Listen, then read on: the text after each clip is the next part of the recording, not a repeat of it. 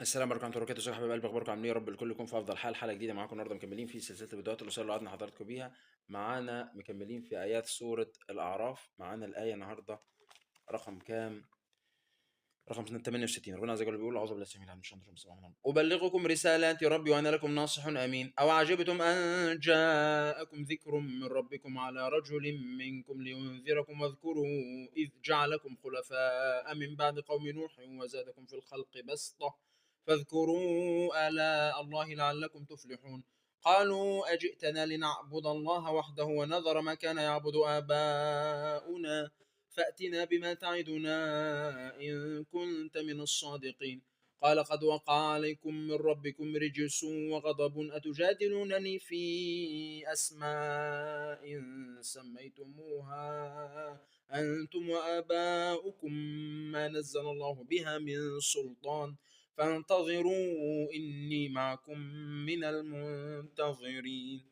صدق الله العظيم. بكده النهارده ندخل في حلقة النهارده وصية غالية بوصي نفسه حضراتكم النهارده، وهي ان احنا المفروض ايه؟ نحاول نخلي بالنا من نوايانا في كل عمل احنا بنعمله، لان ربنا هو الوحيد المطلع على نيتك من كل حاجه.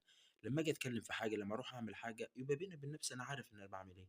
ولو ادركت ان كان في حاجه غلط، ان مثلا نفس اماره بالسوء اديت لك مثلا نيه مش طيبه في حاجه معينه انت عايز تعملها، الشيطان وسوس لك بحاجه معينه حسيت انك انت ما كانتش بالظبط، نحاول ان احنا نعدلها بعدين. لان الحاجات دي بتبقى ايه، النفس نفسها بينها، يعني عايز اقول لك انت بينك وبين نفسك بتبقى عارف السبب انت بتعمل ايه. لان في بعض الناس ساعات، يعني ربنا يحفظنا وما نعملش كده، بتكذب عشان مثلا تخبي نية عندها، هي عايزة مثلا تعمل حاجة بس تقول للناس كلام غير كده، فانت كده بتتوه كده، بتضل كده زي واحد بيلف ويدور، ملهاش لازمة عشان ما يحسبش عند الله كذب.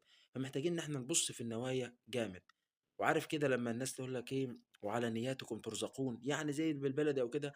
فدايما النية حتى يعني ساعات ربنا بيجازي أعمال كتير صالحة للبني آدم على مجرد إنه ينوي حاجة يعملها حتى لو ما عملهاش. يعني شوف السيئة، لو أنت عملتها بس تاخد عليها سيئة، إنما لو أنت نويت تعمل حسنة حتى لو ما عملتهاش بتاخد عليها أجر. فأنت كده شوف مدى يعني ربنا إزاي كريم ورحيم بينا قد إيه. أشوفكم الحلقة الجاية، والسلام عليكم ورحمة الله وبركاته.